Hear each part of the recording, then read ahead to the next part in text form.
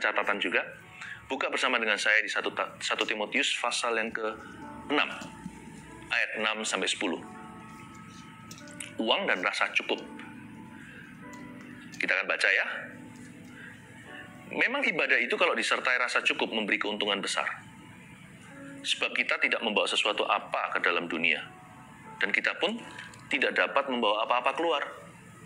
Asal ada makanan dan pakaian cukuplah. Tetapi mereka yang ingin kaya terjatuh ke dalam pencobaan, ke dalam jerat, dan ke dalam berbagai-bagai nafsu yang hampa dan yang mencelakakan. Yang menenggelamkan manusia ke dalam reruntuhan dan kebinasaan. Karena akar segala kejahatan ialah cinta uang. Sebab oleh memburu uanglah beberapa orang telah menyimpang dari iman dan menyiksa dirinya dengan berbagai-bagai duka. First thing first, yang pertama Anda harus tahu bahwa uang itu berkat atau kutuk tergantung dari hati kita. Tergantung dari sikap hati. Dan uang ini penting sekali. Kalau tadi kita baca di ayat-ayat terakhir yang kita baca tadi, kalau akar segala kejahatan ialah cinta akan uang.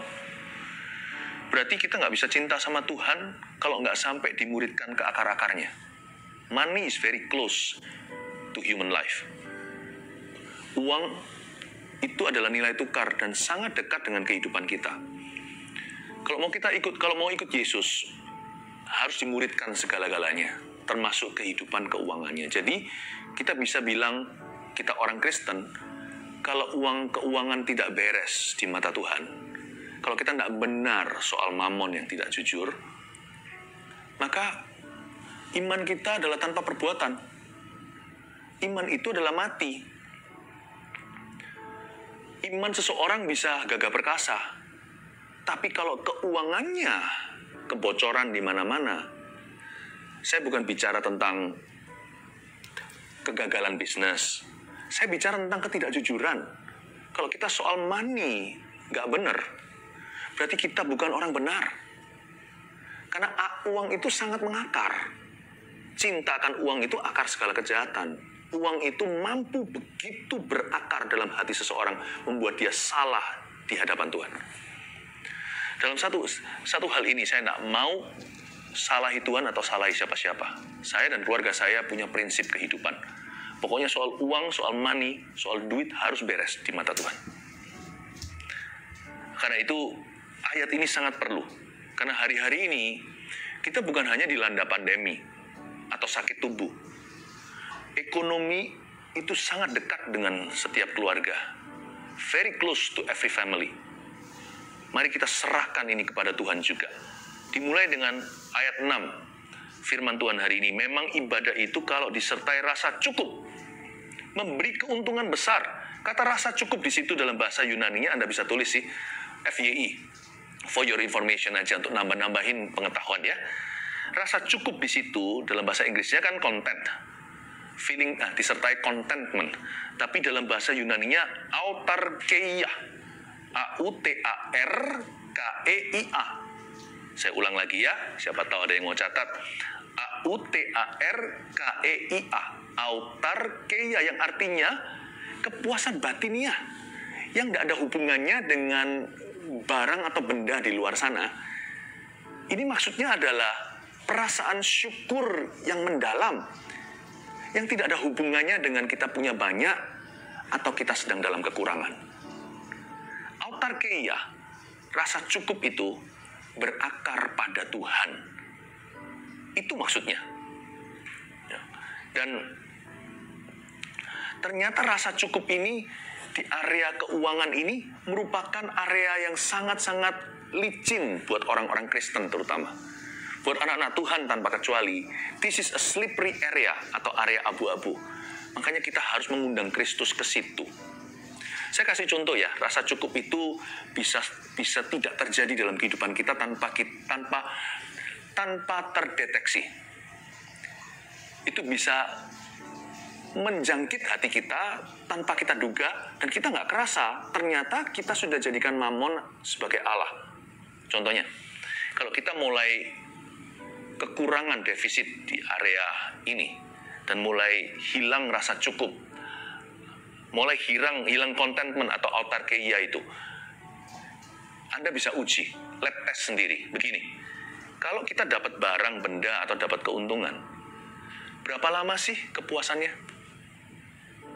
Mobil baru, rumah kali, atau dapatkan promosi, gajinya bertambah, atau tiba-tiba dapat dividen, atau misalkan Anda dapat sebuah keuntungan, orderannya luar biasa, atau Anda bisa beli barang yang selama ini Anda idam-idamkan, sebuah benda yang Anda mimpikan. Coba tanya, rasa cukup kita itu di level berapa antibodinya? Itu loh, markernya itu setinggi apa, atau sedang defisit hari ini, Anda dan saya bisa mengerti dan tahu dan mengenali diri sendiri ketika kita dapat barang itu yang kita harapkan, yang kita doakan, benda materi. Berapa lama kepuasan hatimu? Kalau bentar aja udah craving for more, sudah haus dan lapar untuk memperoleh barang baru, bentar aja udah bosen nih, maunya sesuatu yang lain lagi, atau segini nggak cukup, dahulu aku idamkan, sekarang dosisku bertambah, alias seleranya semakin besar. Kalau sampai seperti itu, ingatlah bahwa autarkeia itu, atau rasa cukup atau contentment itu telah berkurang dan mulai minggat dari hatimu. Memang ibadah itu kalau disertai rasa cukup memberi keuntungan besar. How long is your satisfaction? Lalu kalau kehilangan barang, benda, apalagi uang, how deeply grieved are you? Kita sedepresi apa, sestres apa, sampai pada taraf ingin bunuh diri nggak? Sampai pada titik di mana aku nggak mau hidup lagi, rasanya udah nggak bergairah hidup, sapa kanan kiri, untuk cium dan peluk keluarga sendiri, untuk beraktivitas, apalagi ibadah, cari Tuhan, berdoa, udah nggak nafsu, udah nggak pingin. Kalau sampai kita gara-gara kehilangan benda, barang, atau uang, kita menjadi orang yang paling depresi dan malang di dunia. Then please know this, that Mammon is your God. Bahwa Mammon adalah Allahmu, bukan Tuhan. Tidak ada orang bisa melayani dua Allah.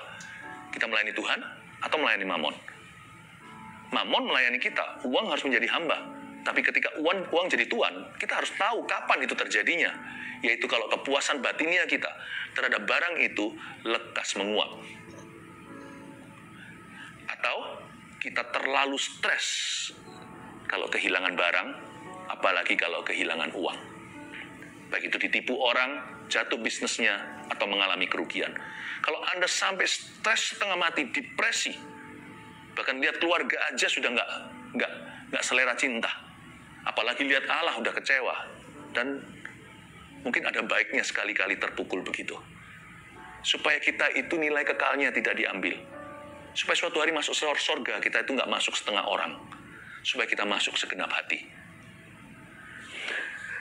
Memang ibadah itu kalau disertai rasa cukup memberi keuntungan besar. Apakah keuntungan besar daripada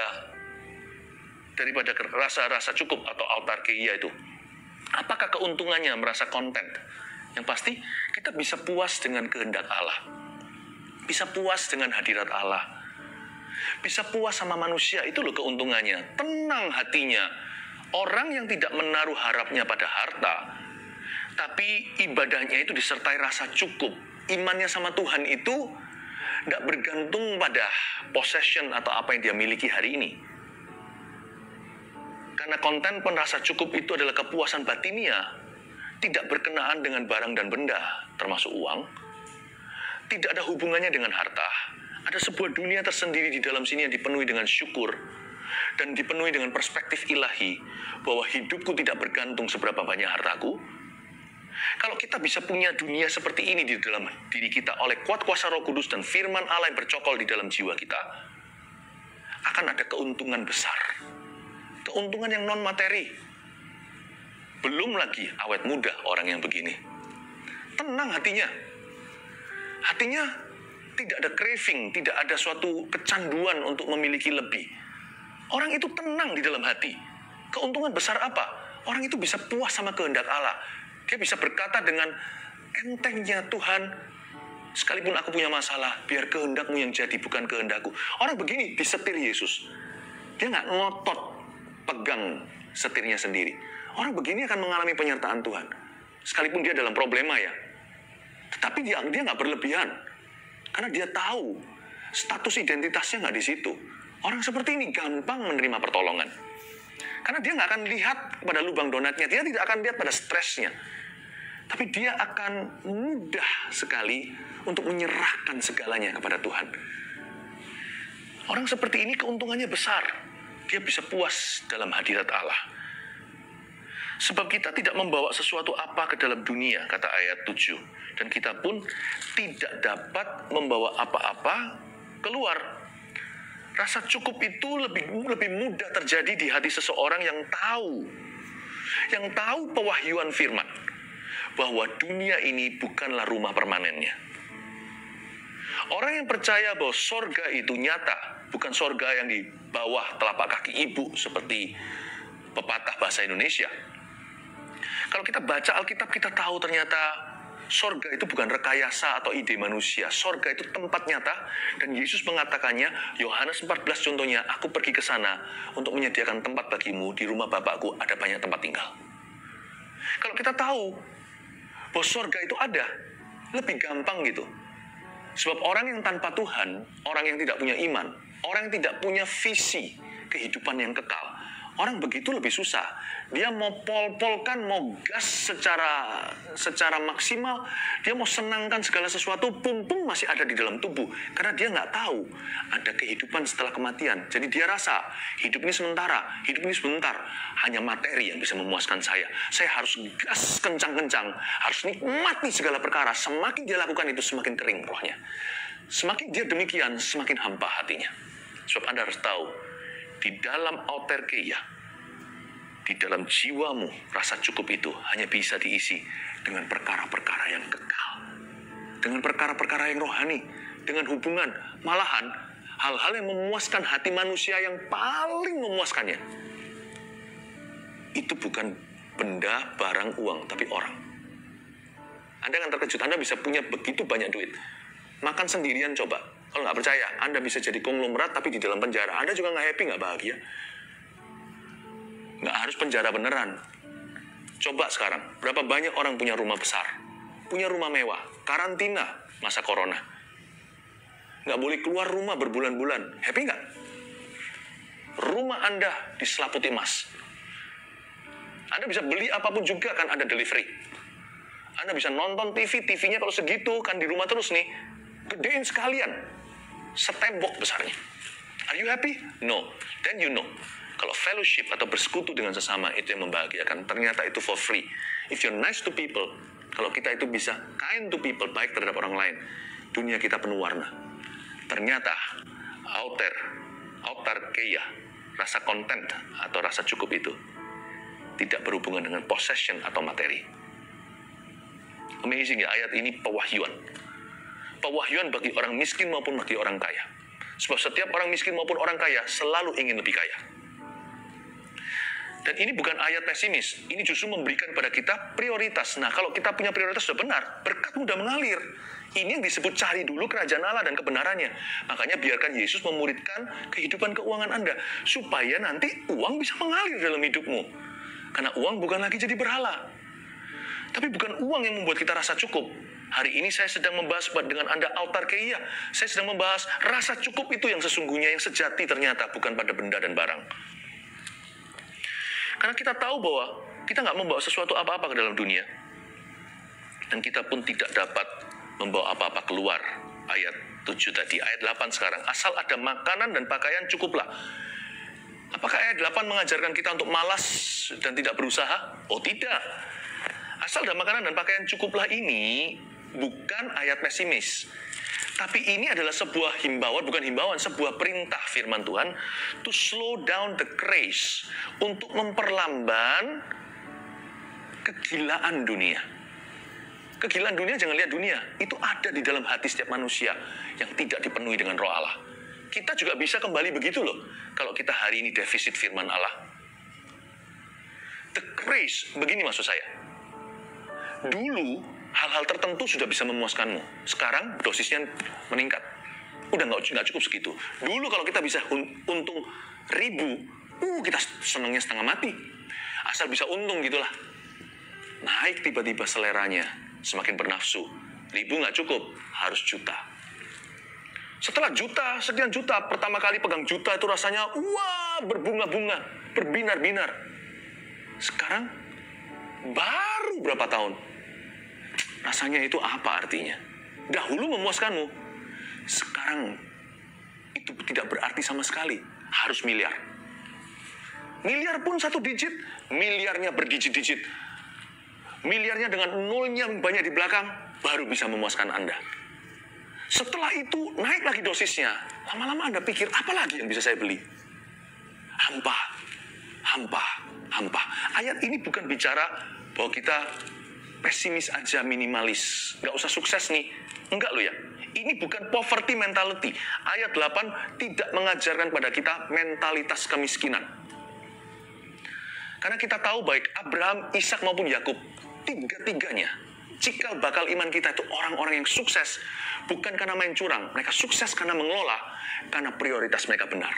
Abraham itu loh, Ishak aja, putra mahkota, jangankan perusahaannya, diserahkan ke Tuhan. Makanya Tuhan berkata, aku akan menjadikan keturunanmu berkat. Aku akan memberkati siapa yang memberkati kamu, aku akan mengutuki siapa yang mengutuki kamu. Ishak, dia nggak jadi anak mama. Sendok emas papa yang disuapkan ke mulutnya. Dia cari bagian divisi. Sumur-sumur Abraham yang sudah mati, digali lagi, diusahakan, dia jadi juragan air di padang gurun.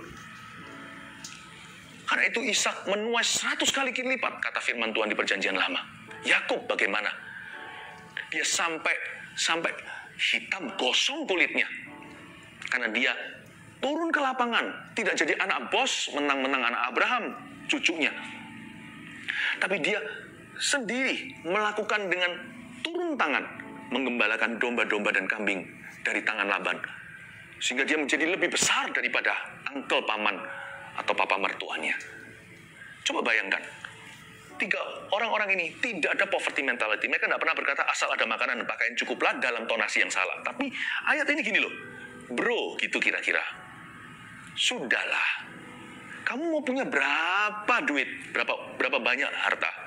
Makan juga cuma 3 kali sehari kalau nggak kolesterolan. Atau lebih sedikit-sedikit boleh lah ya, tapi nanti harus diet kemudian. Asal ada makanan dan pakaian cukuplah. Mau cari apa? Mentalitasnya mengelola, bukan taruh identitas di situ. Andai ku kaya, sik asik. Bukankah ada lagu seperti itu? Zaman dulu, berapa puluh tahun lalu, di televisi-televisi Indonesia, belum zamannya YouTube nih. Ya kan? Lagu anak kecil, andai ku kaya. Jangan, kalau kita punya mentalitas gitu, andai ku kaya, ayat ini adalah antibiotiknya. Ini netralisirnya, ini vaksinnya. Asal ada makanan dan pakaian, cukuplah, sayang. Cukuplah. Mau cari apa? Mentalitasnya mengelola, memuliakan Allah dengan harta kita, dan menikmati dengan cara yang baik dan proporsional. Sebenarnya manusia itu nggak butuh banyak harta sih. Kalau sampai banyak harta itu kepercayaan. Kita per orang, per individu itu sedikit harta secukupnya aja. Berikan pada kami hari ini makanan kami secukupnya. Secukupnya aja hidup kok. Nikmat kok. Makanya itu slow down the craze. Tolong diperlamban overdosisnya. Dibuat ada pelan perkembangan nafsunya. Dibuat lebih relax gitu. Dibuat lebih tenang. Upgrade keinginannya. Ayat 9. Tetapi mereka yang ingin kaya terjatuh ke dalam pencobaan, ke dalam jerat dan ke dalam berbagai-bagai nafsu yang hampa dan yang mencelakakan, yang menenggelamkan manusia ke dalam keruntuhan dan kebinasaan. Nah ini masalahnya di sini. Tetapi mereka yang ingin kaya, jadi bicara kepada orang miskin maupun orang kaya, karena orang miskin dan orang kaya dua-dua selalu ingin lebih kaya. Tetapi mereka ingin kaya. Apa salahnya dengan ingin kaya? Bukan. Yang di sini ingin kaya jadi motivasi. Tapi kalau kita jadikan itu ambisi kerja itu nggak apa-apa. Kita mau sukses, kita mau berhasil. Kita jual barang, mau laku barangnya. Haruslah, itu lumrah. Tapi kalau ini jadi motivasi menggantikan Allah. Uang itu punya unsur seperti Tuhan. Dia mencoba uang kalau tidak kita kendalikan dengan iman yang sehat, dia akan liar dan berusaha untuk menjadi KW-nya Tuhan. Karena uang bisa memberi kita rasa aman yang palsu. Uang itu punya karakteristik yang meniru Tuhan. Dia bisa memberikan kepada kita jaminan masa depan. Dia seolah-olah bisa membeli segala sesuatu. Mau coba KW meniru kemahakuasaan Allah. Tapi uang bukan Allah. Itulah sebabnya yang ingin kaya ini di dunia motivasi. Nah, ini salah, menggantikan Allah. Tapi kalau itu jadi visi kerja kita supaya kita berhasil dan sukses, it's okay sih. Tapi yang masalah di sini adalah kalau mereka yang ingin kaya terjatuh ke dalam pencobaan. Garis bawahi kata pencobaan. Jatuh ke dalam pencobaan. Nah, ini bagi orang yang suka tergesa-gesa ini. Ini mulai masuk spekulasi ini. Ke dalam jerat, ada kata jerat di situ. Nah, masuk jebakan. Jadi agak buta, kurang matang decision atau keputusannya. Karena dia merasa keuntungan, sudah lambai-lambai tangan, sini. Dia nggak pikirkan hulu ke hilirnya. Nggak lihat prosesnya. Kenapa gitu? Karena ke dalam jerat dan ke dalam berbagai-bagai nafsu yang hampa dan yang mencelakakan dan menenggelamkan manusia ke dalam keruntuhan dan kebinasaan. Ada kata pencobaan, nafsu, ada kata keruntuhan, kebinasaan setelah kalimat mereka yang ingin kaya. Hati-hati dua hal ini ya. Orang yang suka ambisi di area baru, sedangkan dia nggak menguasai bidangnya. Dia nggak lihat prosesnya. Be very careful. Satu bidang itu salah atau benar, asal itu bukan kriminalitas. Itu nggak bisa, itu relatif per orang. Bidang itu benar buat saudaraku, tapi kalau saya masuk ke situ saya salah, karena saya nggak menguasai bidang itu. Saya berjudi di sana. Bagi orang lain, mereka itu study for it. Mereka belajar. Bagi mereka bukan area abu-abu. Bagi mereka di situ adalah suatu medan perang yang mereka terlatih untuk itu. Saya nggak begitu. Jangan coba-coba. Belajarlah setia dengan 5 roti 2 ikan. Apapun yang setelah Anda jalankan, sinergikan hidupmu dengan itu. Dan belajar tanggung jawab dulu dengan hal yang demikian. Miliki perencanaan yang matang, karena itu jangan rencana sendiri. Libatkan keluarga. Alangkah baiknya suami istri sama-sama bertumbuh dalam Kristus. Supaya nggak seperti Anania Safira, saling menjatuhkan. Malah justru saling melengkapi, saling memperingati. Menjadi spion kanan, spion kiri. Tapi puji Tuhan kita juga ada dalam komunitas, di gereja yang saya gembalakan. Ada pemimpin-pemimpin rohani yang selalu membantu mereka, yang tidak memanipulasi. Tidak ingin diberi apa-apa dari sukses orang. Benar, kami ini kerja. Kami ini kerja dengan giat lebih daripada banyak orang. Sehingga kami hidup secara sah. Tetapi orang-orang yang ada di sekeliling kami doakan supaya mereka sukses untuk mereka, bukan untuk kita.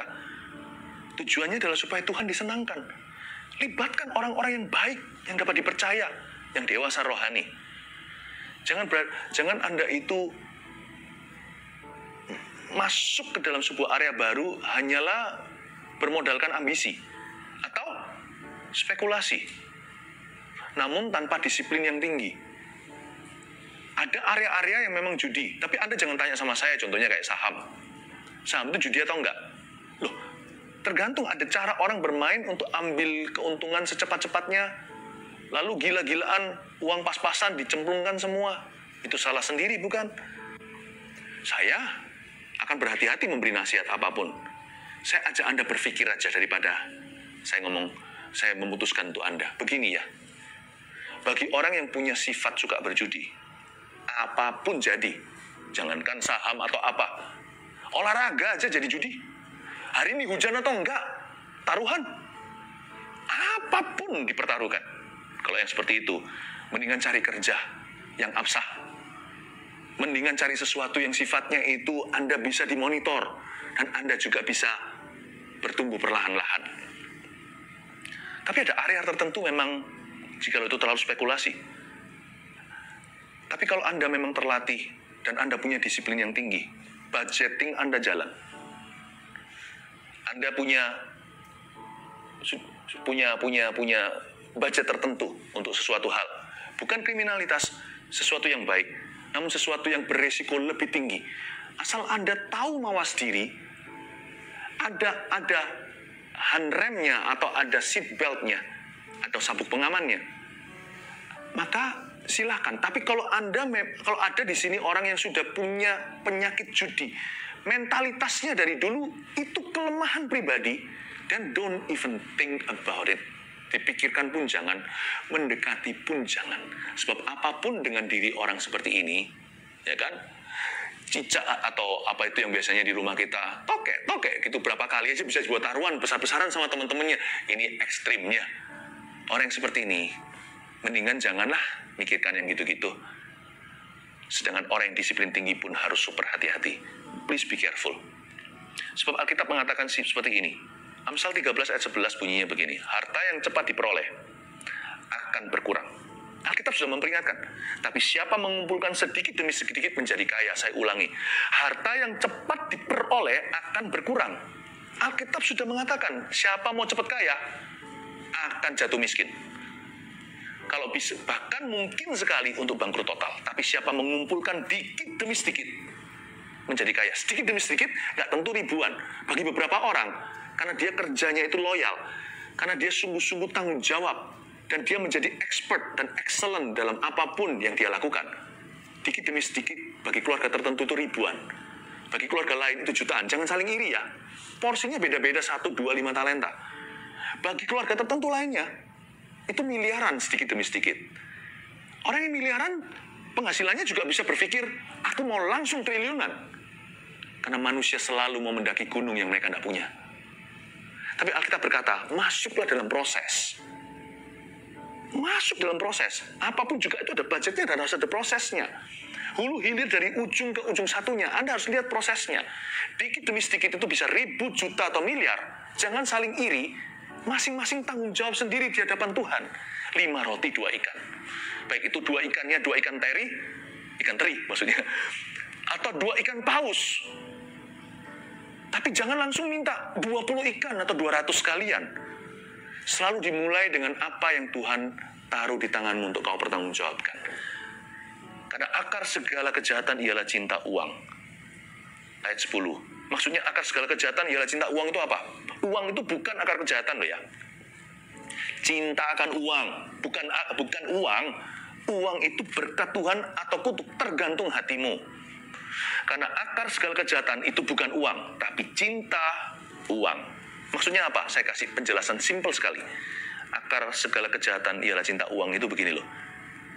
Demi uang ya, tiada dosa yang mustahil di dunia ini. Kira-kira gitulah bahasa saya untuk menjelaskan ini. Makanya itu, for money, people will do anything. Itu yang saya sebut kegilaan yang terjadi di dalam batin manusia yang hampa. Isilah, Bapak Ibu Saudara jemaat yang terkasih, isilah dengan autarkeia, rasa konten dalam Yesus atau perasaan cukup dalam Tuhan. Karena itu saya kasih 3 poin sederhana untuk Anda mulai dengan ini. Amsal 13:11 tadi jangan lupa ya. Harta yang diperoleh cepat-cepat berkurang, tapi yang dikumpulkan dikit-dikit menjadi kekayaan. Karena itu tulis ini. Yang pertama, taruhlah percaya pada Tuhan dan bukan pada harta. Saya kasih kata-kata hikmat. Saya rasa di saat teduh kali ini banyak the words of wisdom. Banyak kata-kata hikmat. Taruhlah percaya pada Tuhan dan bukan pada harta. Alkitab jelas-jelas berkata, seberapa banyak pun hartamu, hidupmu tidak bergantung sama itu loh. Ada apa-apa terjadi, Anda hanya bisa beli ekstra oksigen tank. Nggak bisa nambah nyawa. Apalagi nambah sahasta hidupmu, nggak bisa. Ya. Taruhlah percaya pada Tuhan, bukan pada harta. Jadi, janganlah kita itu ingin segera menjadi kaya. Oleh karena itu nomor 2, tabunglah pelan-pelan dan jangan serakah.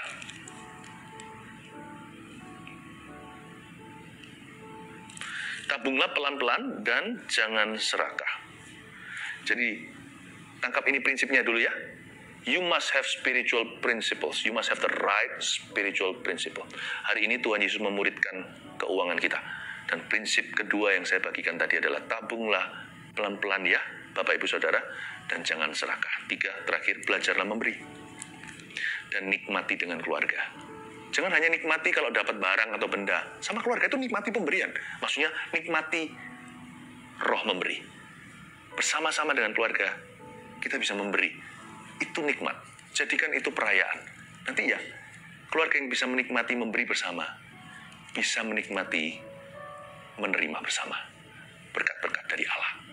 Belajarlah memberi dan nikmati dengan keluarga. Dan juga berarti, nikmatilah keluargamu.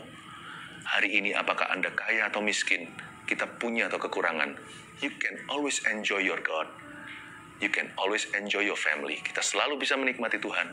Dan selalu bisa menikmati keluarga kita. Ada El Shaddai soalnya. Ada Allah yang Maha Kuasa pernah berkata seperti ini. Bukankah Tuhan sudah berfirman, jangan takut. Sekali-kali aku tidak akan meninggalkanmu. Tidak menolakmu. Aku akan memeliharamu. Yehovah Jireh itu sungguh-sungguh nyata dalam kehidupan orang yang percaya.